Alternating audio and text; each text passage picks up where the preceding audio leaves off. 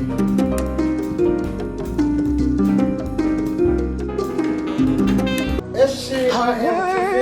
twabasezeranije ko tuzajya tugira gutya tukabashakira umutumirwa kandi n'abakozi b'Imana kugira ngo tubashe kubabazaho cyangwa kuganiraho bijyanye n'umurimo Imana bakora. Kuri uyu munsi rero umutumirwa mureba hano imbere yanyu tugira ngo tuganire nawe. Yesu ashimwe cyane, muri amahoro, ashimwe cyane. Turagira ngo mutangire mwibwira abakunzi ba SCIM TV. Bo nitwa Uwayo Jeremy. Yego.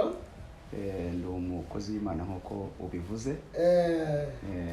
Hanyuma wenda ku bantu babonye Uwayo Jeremy ubwa mbere, Jeremy ni muntu ki?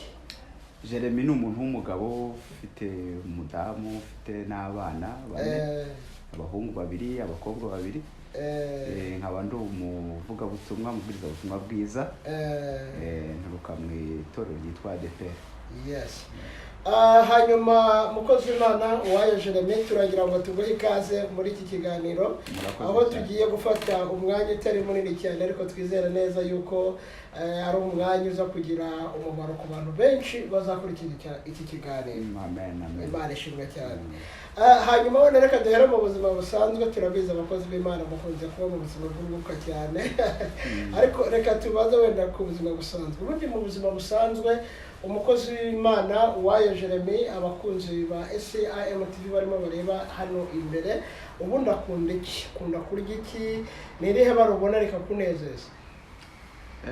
Nkunda ibara ry'umweru cyane. Ibyo kurya byo urareba n'amagara yanjye, ntabwo nkunda kurya, nkunda kunywa ahubwo wambaza tukunda kunywa iki? Naho ahubwo tubwira ubwo ukunda kunywa iki? Kaji, nkunda kunywa amata. Nibyo bintu nkunda. Hanyuma mukozi w'Imana, urabona iyo umuntu ari umwana, muri rya jambo Pawulo avuze ngo nkiri umwana natekerezaga nk'abana. Hari utuntu tw'udukoryo umwana akora aba atazibagirwa mu mateka yiwe. Turagira ngo tubwire akantu k'agakoryo wakoze kagasetsa abantu, cyangwa se nawe ujya wibuka ubwawe ukumva urisetse ukavuga uti biriya bintu rwose nari umwana nakoze. Ni nk'akahe kantu waba warakoze mu bwana bwawe? Nyiri umwana nigeze kwiba avoka, noneho nibagirwa yuko umufuka mfite ucitse, noneho nza kuyishyiramo. Noneho mama mbaje ati ivoka ufite iki umufuka? Ndamubwira ngo ntacyo mfite, ndayirekura. Mu kuyirekura rero ihinguka munsi mu kugura no kuba wacitse, ihinguka mu kuguru. Iyo filime niyo ntajya nibagiwe ko naramwaye. Ako ni akantu numva nakoze nkiri umwana. Ubwo wari ufite nk'imyaka ingahe muri icyo gihe niba ubyibuka? Nari mfite nk'imyaka 5 cyangwa 6 hagati aho ngaho, ko numva narigaga nko mu wa mbere primaire. Hanyuma mukozi w'Imana, umurimo w'ivugabutumwa wabutangiye ryari? Ubutangirira hagana he? Maze imyaka 15 n'uwa 16 ndi mu murimo. Yes. Nawutangiriye mu Rwanda, ahantu bita Gitarama, Nyabisindu. Hari ukuntu usanga abantu, hari uwo duherutse kuganira aransetsa cyane, arambwira ati njyewe nsa nk'uwavutse nkijijwe, ariko hari n'ukuntu usanga abantu barabanje kubaho ubuzima bw'ibyaha bakabanza bagasayisha. Urabona nka Pawulo, Imana yamufashe ari Sawuli ari mwajya Damasiko kurenganya ubwoko bw'Imana. Noneho wowe Imana mwahuriye hehe? Yagusanze? Ni ubuhamya burebure kuko mbuvuga byibura amasaha menshi, ariko muri make nari umuntu wabanje kubaho mu buzima bw'ibyaha. Nari umurasta, Rastafari, abarasta murabazi, abantu bagira madrede. Ariko ikibazo cyo kugira madrede ahubwo nibyo nakoraga. Nanywaga urumogi, niteraga inshinge mu mitsi z'ibiyobyabwenge. Arumva rero ubwo buzima nabagamo, ibyaha byose narabikoraga. Ibyaha abantu batarakizwa bakora byose narabikoze nyine. Nubwo buzima nari ndimo, Yesu aza kungirira neza mpagakiza. Hanyuma mukozi w'Imana, ko bitoroshye wenda ko nk'ibyo biyobyabwenge byorohera umuntu kuhitamo kubireka. Hari nk'abantu benshi muganira ukumva barashaka kubireka, ariko bakakubwira ko bibagoye. Ni iyihe nama wabagira? Ndabyumva byagenze gute? Ari amahitamo yabo, uhisemo kubireka ntabwo wabireka, ariko yari Yesu uhisemo kugira ngo abikurekesha, arabikurekesha biremera. Ubu leta z'ibihugu zirimo gushyira imbaraga nyinshi mu kurwanya ibiyobyabwenge, ariko hatagiyemo imbaraga z'umwuka w'Imana ntabwo byemera, ntibishoboka. Ntabwo nabiretse kuko mbishaka, ahubwo nabiretse kuko Yesu ari cyo yanteguragamo kumukorera. Arabindekesha birarangira. Uwo munsi Imana yampamagaye niwo munsi nabiretse, sinongeye. Birashoboka. Urabona bijya bigorana, niba umuntu yanywaga itabi ashobora gufata icyemezo cyo guhinduka, ariko akajya agenda asomaho gake gakeya. Wowe warakijijwe urireka burundu cyangwa wakomeje kugenda? Icyo ni icyemezo abafashe cyo gushaka kwihindura, ariko uwo Yesu ahinduye amuhindurira rimwe. No kuvuga ngo ubutumwa bwiza bugereranywa n'inkuba. Iyo umuntu yahuye n'ijambo ry'Imana mu gitabo cy'Ibyahishuriwe igice cya 6 umurongo wa 1, ubutumwa bwiza bugereranywa n'inkuba. Iyo umuntu ahuye n'ijambo ry'Imana riramukubita, kikubwira ko yakijijwe ni uko rimuhindura. Uzareba igiti inkuba yakubise, igikubise kirahinduka, ejo ugasanga cyumye. Nanjye rero mpuye n'ijambo ry'Imana ryarampinduye, ntabwo nagiye mbireka gake gake. Uwo munsi nta nubwo nongeye kugira icyaka cy'itabi, cy'inzoga, cyo kujya kubyina mu kabari, cyaka cy'abagore, no, cyahise gishirira aho ngaho kuko narahindutse. None mukozi w'Imana, no kuvuga ngo muri introduction watubwiye yuko uri umugabo wubatse, ufite umugore n'abana. Ese ubuzima bwo guhindurirwa titire yo kugira ngo ube umugabo bwabaye nyuma yo kwakira Yesu cyangwa byabaye imbere? Byabaye nyuma. Byabaye nyuma. Ya Imana ishimwe cyane. So hanyuma nk'uko wabivuze, umaze igihe kirekire mu ivugabutumwa, umaje kugenda uzenguruka ibihugu bitandukanye hirya no hino. Wenda n'abakurikiye iki kiganiro bazabyumva. Iki kiganiro turimo tugikora mu gihugu cya Afurika y'Epfo, niho tubashije kukubona. Ese ukurikije uko umurimo wakorwaga mu bihe bya mbere nuko uri gukorwa muri iki gihe, ubona ivugabutumwa ryariyongereye, ubona ryaragabanutse? Ese ubona riri gukorwa neza ukurikije nuko mu gihe cyanyu cyo gukizwa byari bimeze? Ubona bimeze bite? Mu Kinyarwanda cyiza baravuga ngo nta gihe kibura arubu. Noneho kandi ugendera ku ijanisha ry'abantu. Mu gihe nakizwaga, abakristo byanze bikunze ntabwo banganaga nk'uko bangana ubu ngo bariyongereye. N'abantu bakora akazi k'ivugabutumwa bariyongereye, bakora uyu murimo bariyongereye.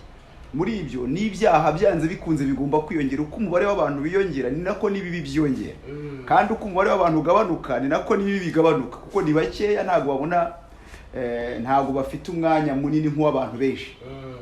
Ntabwo navuga ngo ivugabutumwa ryaragabanutse, ahubwo ryariyongereye, kuko hari social media ntabwo yabagaho, yakoraga mu buryo buciriritse. Uyu munsi byariyongereye, ivugabutumwa urimo kugera ahantu hose hatandukanye.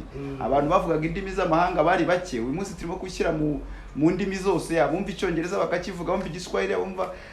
Ndashimira ivugabutumwa ahantu rigeze, kuko rigeze ku rwego ruteye imbere. Ahubwo nuko n'abantu biyongereye nyine, hakazamo n'abandi bantu bataje gukizwa, noneho bigatuma uyu murimo dukora utukwa cyangwa usuzugurwa, bitewe nuko bamwe baje kubishakamo inyungu z'umubiri, kandi ubundi twagombye kubishakamo inyungu z'umwuka mbere y'ibindi. Ko hari abantu bajya bigisha, usanga bavuga ibintu bijyanye ngo n'abapagani bo mu rusengero. We nk'umwigisha ubimazemo igihe, koko nawe ni kubibona ko bishoboka ko habamo abapagani bo mu rusengero?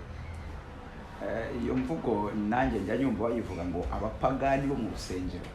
Abapagani bo mu rusengero, ubwo ntabwo ndasobanukirwa neza icyo bashatse kuvuga, kuko gukizwa ni uguhinduka. Gukizwa ni uguhinduka. Uwakijijwe yarahindutse, utarakijijwe ntarakizwa. Ashobora kuza mu rusengero, ahubwo ikibazo ni iki ngiki, wamenye ute ko ari umupagani wo mu rusengero? Wabimenye ute? Ase umaze kubimenya wakoze iki kugira ngo ahinduke? Ubwo rero ntabwo narenganya umupagani wo mu rusengero, ahubwo nabwira uwamumenye ko agomba kumuhindura agahinduka, kuko umuntu yuzuye umwuka wera arahindura, ntagahinduka.